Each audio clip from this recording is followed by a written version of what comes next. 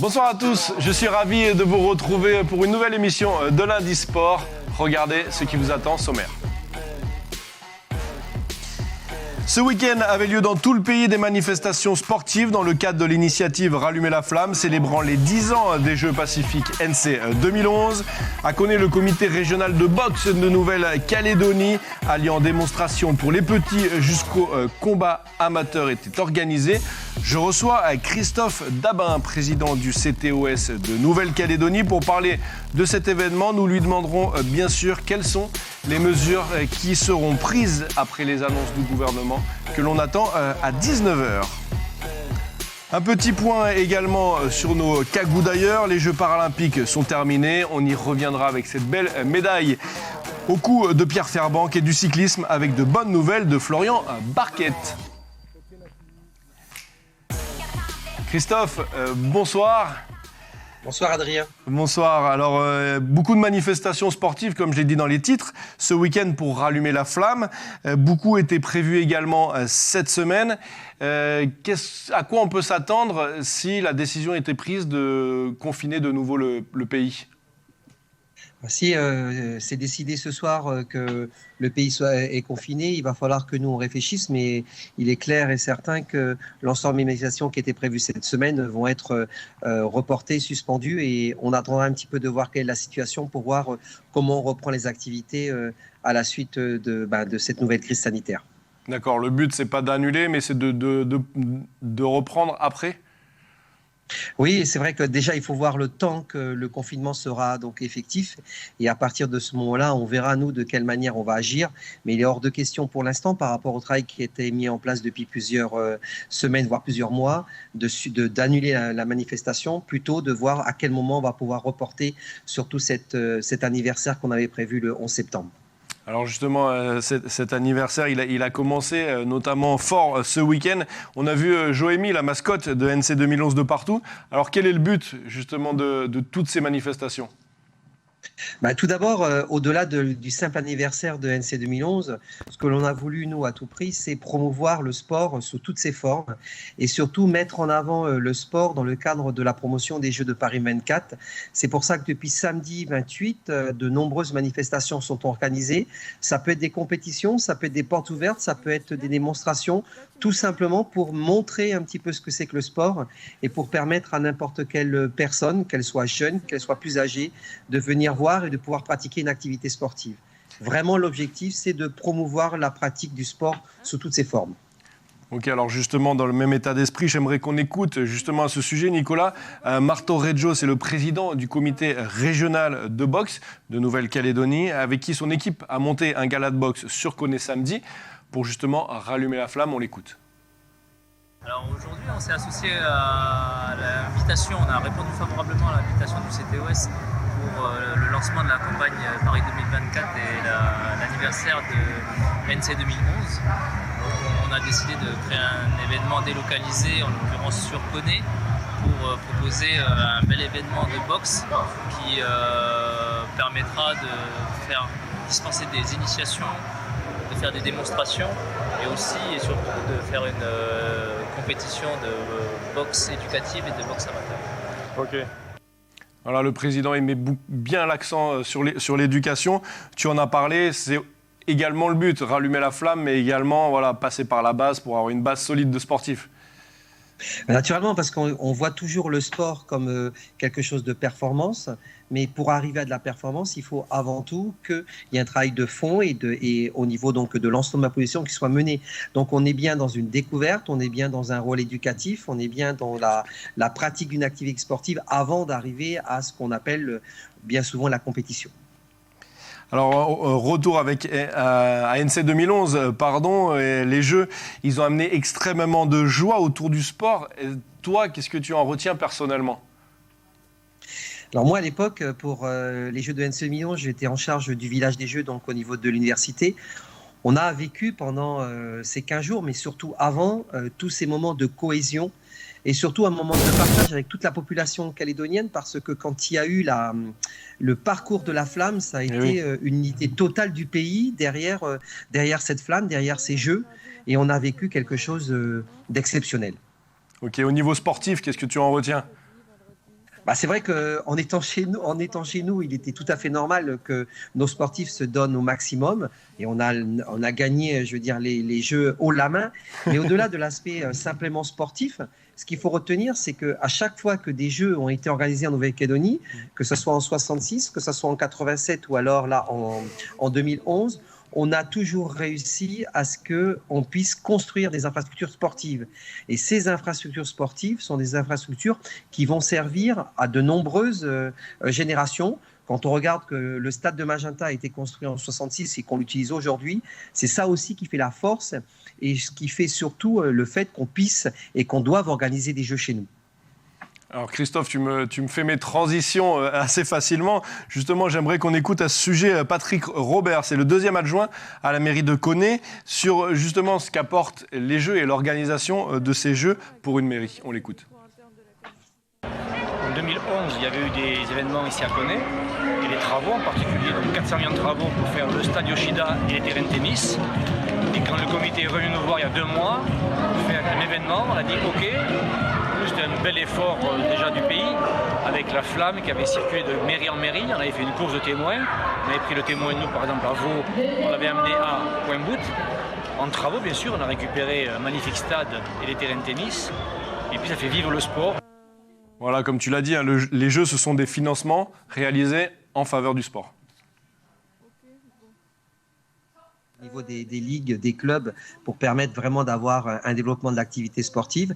Mais c'est ensuite un investissement pour l'ensemble des institutions, parce que quand on regarde aujourd'hui le nombre d'infrastructures que l'on a eues, qui ont été construites sur les 3 Jeux qui ont eu lieu en Nouvelle-Calédonie, c'est quelque chose qui a vraiment permis à ce que, je veux dire, le pays se développe et puisse avoir un nombre d'infrastructures qui permet ensuite à l'ensemble de la population de vraiment pouvoir pratiquer une activité physique et sportive.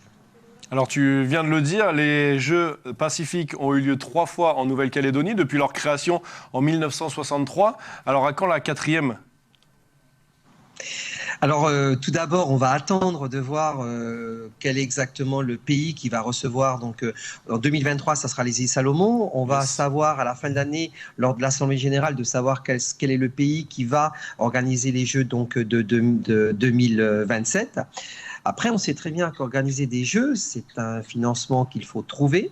Et ensuite, avec l'ensemble des pays, il y a un petit peu, je ne dirais pas un passage de témoin, mais il faut laisser la possibilité à chaque pays de pouvoir, organiser les Jeux. Et normalement, si Tahiti peut l'organiser en 2027, on verra ensuite de quelle manière la Nouvelle-Calédonie peut se remettre aussi dans les rails pour organiser de nouveau ces Jeux. D'accord, donc c'est pas pour tout de suite en Nouvelle-Calédonie. Merci beaucoup Christophe, tu restes avec nous bien sûr. On continue de parler de rallumer la flamme juste après la rubrique Kagou d'ailleurs, jingle.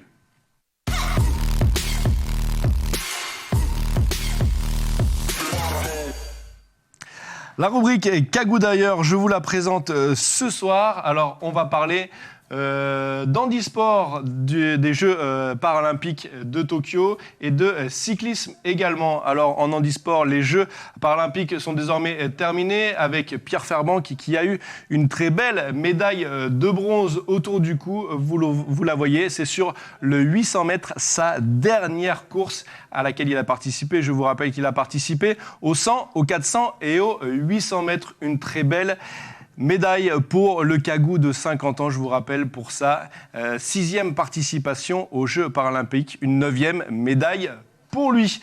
Voilà Pierre Ferbank que vous voyez très ému à la fin de sa course. On parle également de Thierry Sibonne qui avait, lui, l'épreuve de lancer de poids, c'était samedi.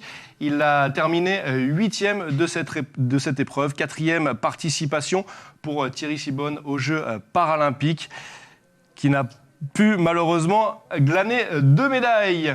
Voilà la délégation française qui repart de ces Jeux paralympiques avec 54 médailles. Une bonne moisson et de bon augure pour Paris 2024. Les Jeux de Paris 2024 qui vont être organisés en France. Des nouvelles maintenant de Florian Barquette, c'est du cyclisme. Le Calédonien, vous allez l'entendre, a effectué sa dernière course en métropole et vous allez l'écouter, il est très heureux. Est-ce qu'on l'entend ? On va le remettre au début. En métropole, ouais. si j'y arrive. Bonjour Et la voilà. Nouvelle-Calédonie, donc voilà un petit peu de mes nouvelles. J'ai couru aujourd'hui une course en métropole à Combourg, c'est dans l'île-et-Vilaine. J'étais arrivé en métropole le 26 août 2011. J'ai fait ma première course au même endroit le 4 septembre en cadet où j'avais terminé 3e. Et là donc aujourd'hui j'ai fait ma dernière course en métropole au même endroit. Le destin a fait que c'était ici que j'allais faire cette dernière course et j'ai réussi à l'emporter. Donc je suis vraiment content. Et gagner une course en métropole, c'est quelque chose d'assez rare quand même pour des coureurs d'outre-mer. Donc je suis vraiment très heureux et voilà, je vous dis à très bientôt. Et oui, Florian Barquette, que l'on retrouvera très bientôt sur le Kagou, car c'était sa dernière course en métropole.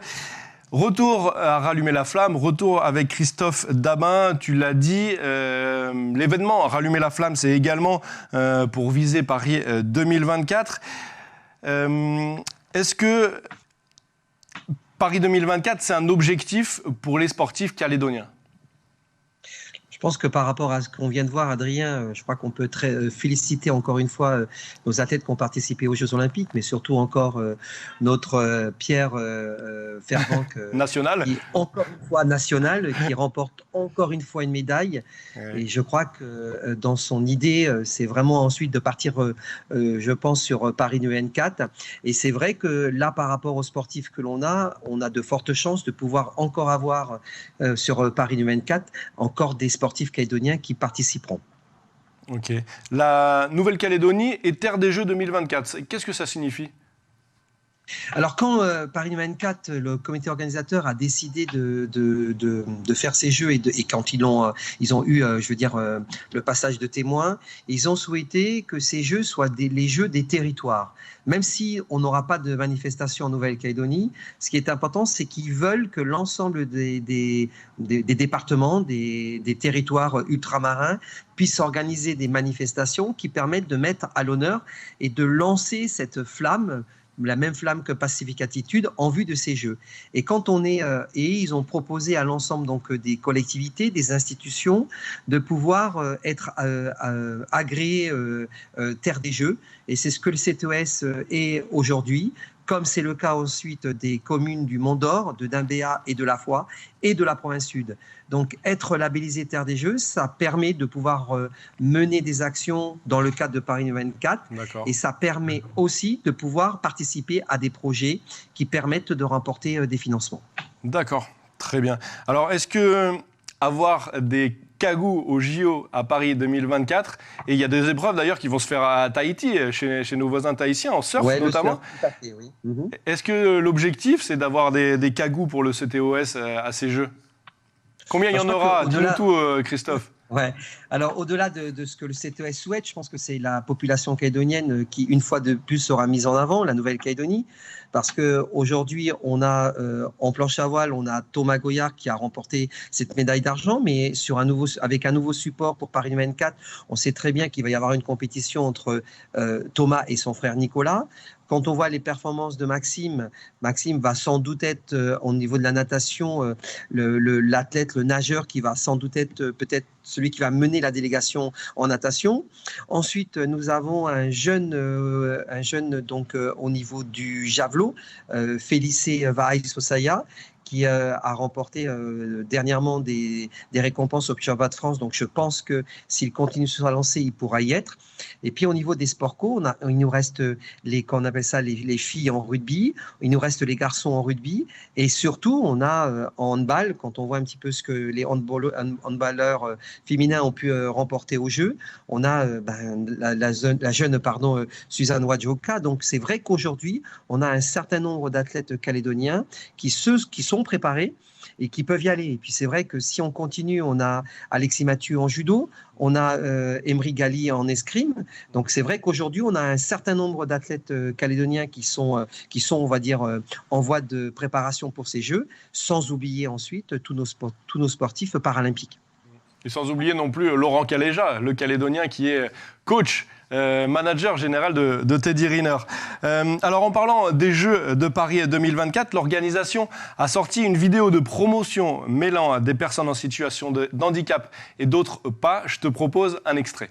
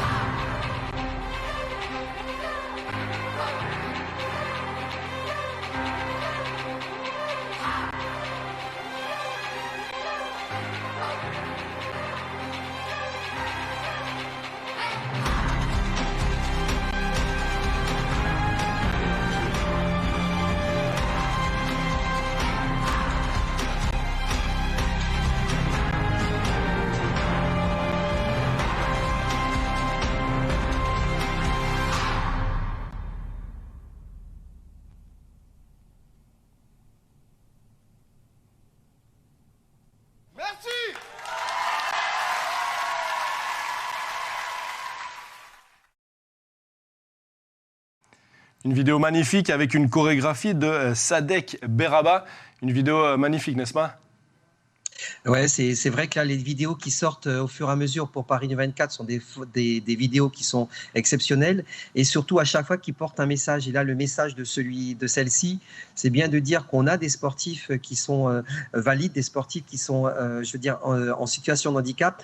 Mais aujourd'hui, ça fait un tout, c'est-à-dire qu'on n'a pas à faire de différence entre les sportifs, entre tous les sportifs. Tous les sportifs doivent, donnent le meilleur, font le maximum pour réussir. Et aujourd'hui, on doit avoir sur l'ensemble des épreuves autant des sportifs valides que des sportifs en situation de handicap. Et là, le message, il est très fort à ce niveau-là. Exactement. Christophe, on arrive bientôt à la fin de notre émission.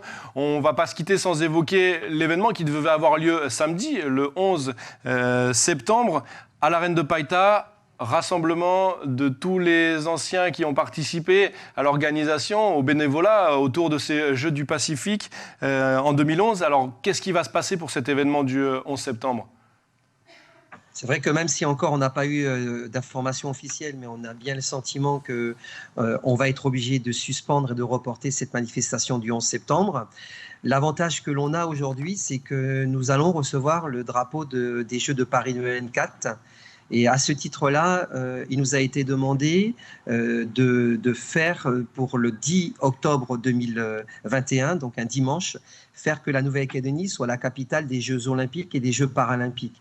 Et à ce titre-là, la Nouvelle-Calédonie va devoir organiser quelque chose de particulier. Et si on n'est plus en confinement, je pense qu'on pourrait lier le 10 octobre autant donc la Nouvelle-Calédonie, capitale des Jeux olympiques et paralympiques, et en même temps l'anniversaire de NC 2011. Donc nous, on va en discuter dans les jours qui arrivent pour voir de quelle manière on peut mettre tout ça en musique. Mais en tout cas, il est clair qu'aujourd'hui, l'anniversaire de Paris de NC 2011 n'est pas arrêté.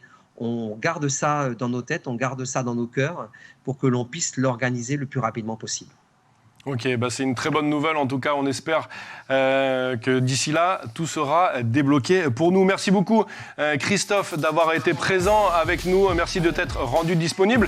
Et on souhaite que Rallumer la flamme se rallume après les annonces qui vont être faites par le gouvernement. D'ailleurs, ne quittez pas, restez connectés à Calédonia sur les réseaux sociaux également. Vous allez pouvoir suivre tout de suite, dans quelques minutes, les annonces du gouvernement. C'est à 19h pour savoir à quelle sauce on va être mangé.